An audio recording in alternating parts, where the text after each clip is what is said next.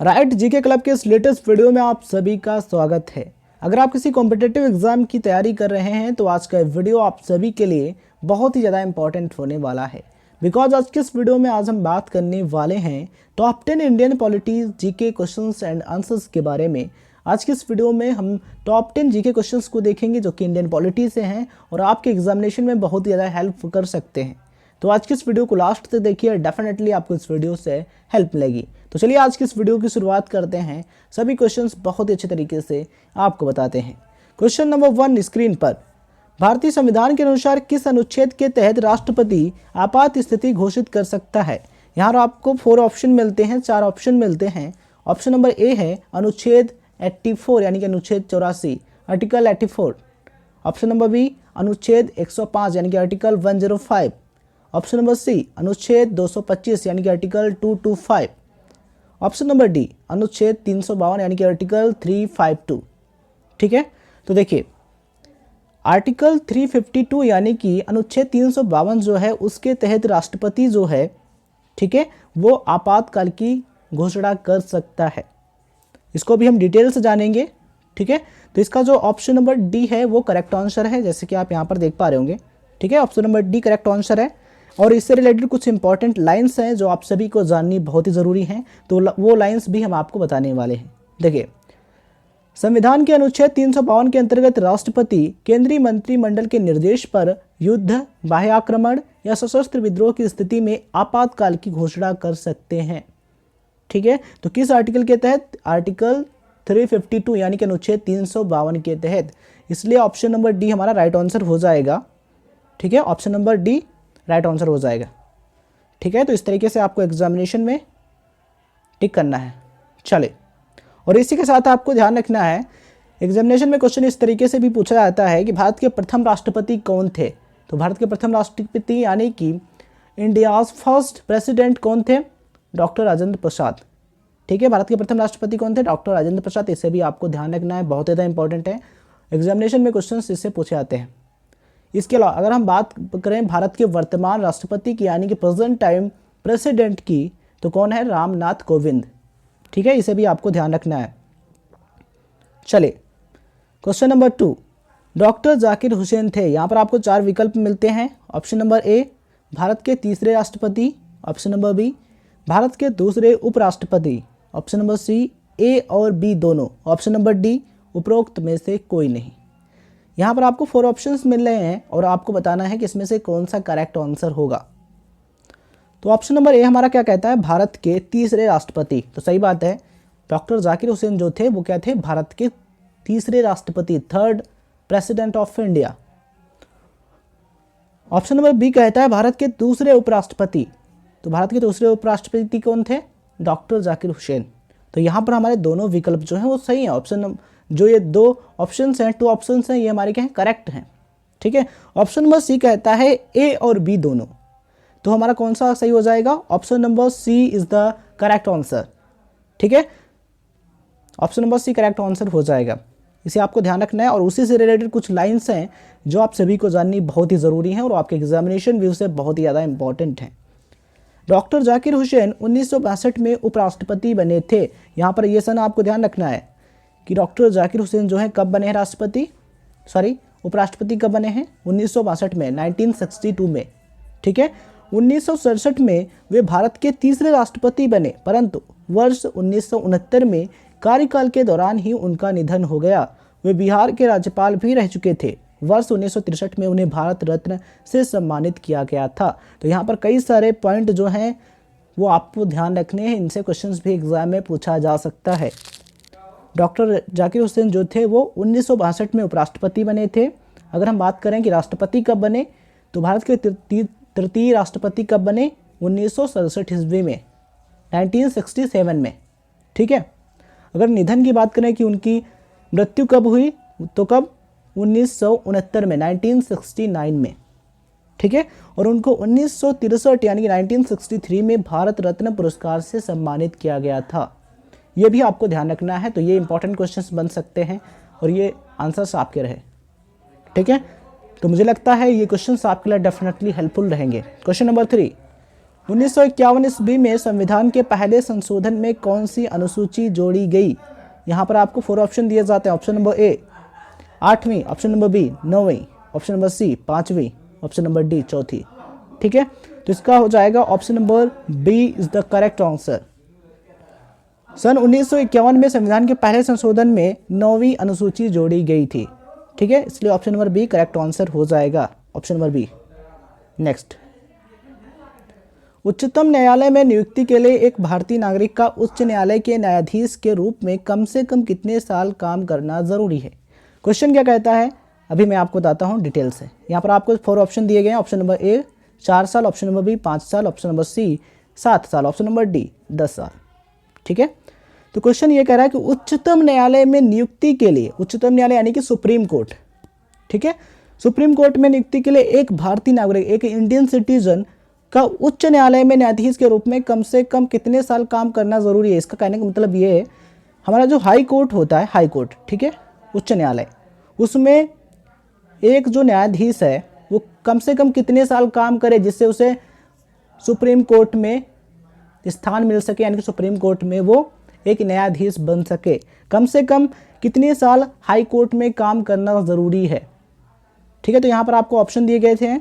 Option number ए 4 साल, option number B 5 साल, option number सी 7 साल, ऑप्शन नंबर डी 10 साल। ठीक है, तो कम से कम 5 साल कार्य करना ज़रूरी है हाई कोर्ट में, यानी कि उच्च न्यायालय में, तभी आप सुप्रीम कोर्ट के जज बन सकते हैं।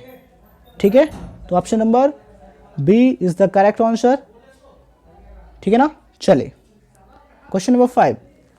भारतीय संविधान के अनुसार कंट्रोलर एंड ऑडिटर जनरल यानी कि महालेखाकार की कार्य अवधि कितनी होती है? यहाँ पर आपको 4 ऑप्शन मिलते हैं।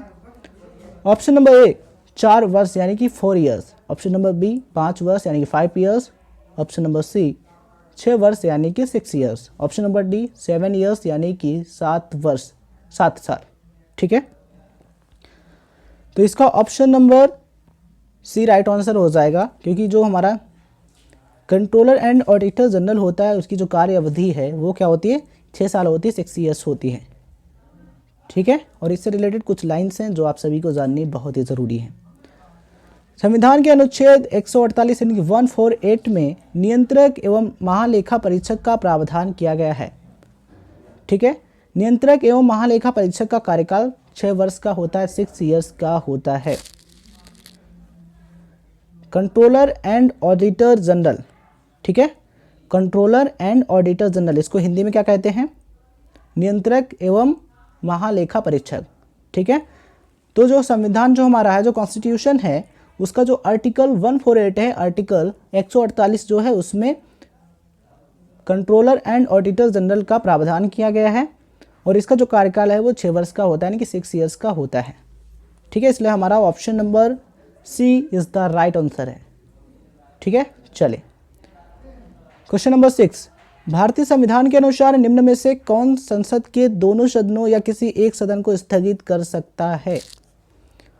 ऑप्शन नंबर ए राष्ट्रपति, ऑप्शन नंबर बी उपराष्ट्रपति, ऑप्शन नंबर सी लोकसभा के अध्यक्ष, ऑप्शन नंबर डी प्रधानमंत्री। ये 4 ऑप्शन आप स्क्रीन पर देख पा रहे होंगे। क्वेश्चन क्या कह रहा है इसे आप अच्छे तरीके से समझिए। भारतीय संविधान के अनुसार अकॉर्डिंग टू इंडियन कॉन्स्टिट्यूशन निम्न में से कौन संसद के दोनों सदनों, संसद जो हमारा पार्लियामेंट है उसे कितने सदन होते हैं? 2 सदन होते हैं। कौन कौन से? लोकसभा और राज्यसभा। ठीक है, तो संसद के दोनों सदनों या किसी एक सदन को स्थगित कर सकता है, यानी कि लोकसभा या फिर राज्यसभा, इन दोनों में से किसी एक को स्थगित कर सकता है या फिर दोनों को स्थगित कर सकता है। इसका अधिकार किसके पास है? यहाँ पर आपको 4 ऑप्शन दिए गए हैं, 4 ऑप्शन। ऑप्शन नंबर ए राष्ट्रपति, ऑप्शन नंबर बी उपराष्ट्रपति, ऑप्शन नंबर सी लोकसभा के अध्यक्ष, ऑप्शन नंबर डी प्रधानमंत्री। तो ऑप्शन नंबर ए आपका राइट आंसर हो जाएगा, राष्ट्रपति, प्रेसिडेंट।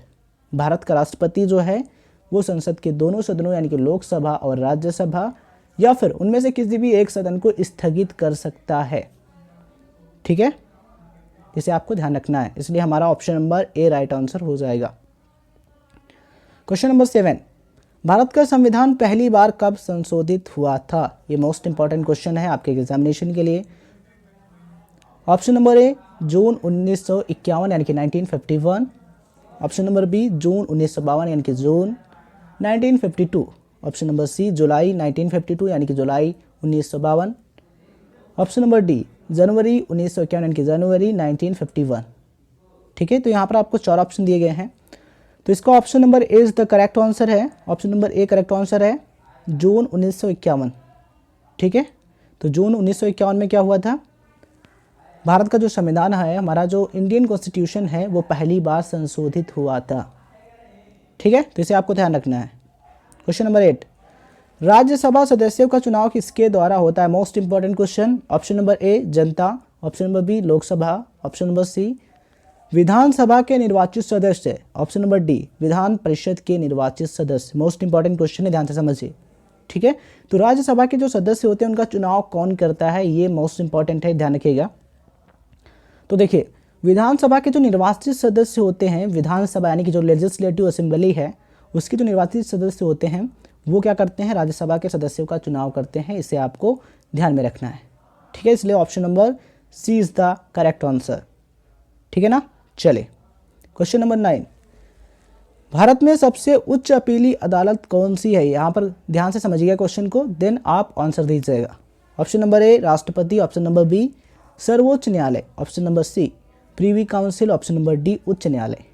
ठीक है, तो देखिए यहाँ पर आपको 4 ऑप्शन दिए गए हैं, इनमें से कौन सा क्या है, उच्च अपीली अदालत कौन सी है, यानी कि सबसे ज़्यादा उच्च अदालत कौन सी है।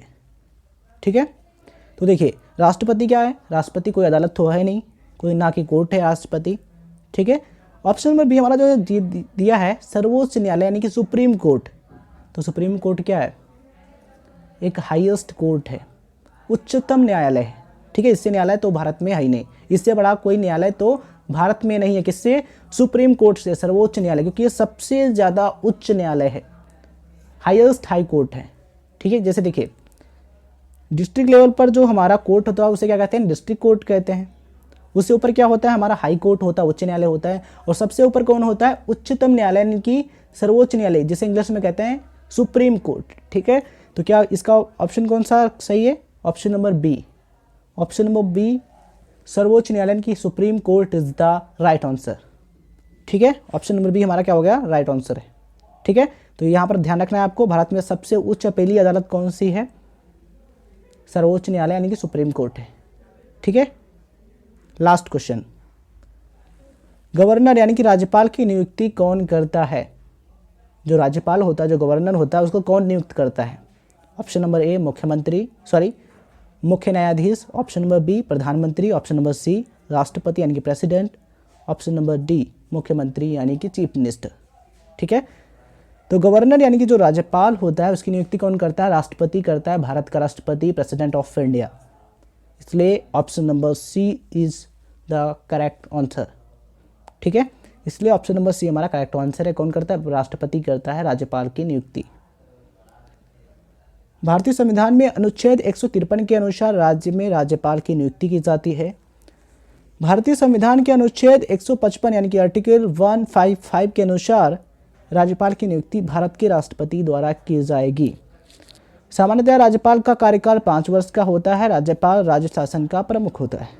यहाँ पर आपको यह भी ध्यान रखना है कि राज्यपाल का कार्यकाल कितने समय का होता है, कितने वर्ष का होता है, तो 5 साल का होता है, 5 ईयर्स का होता है। इसे भी आपको ध्यान रखना है।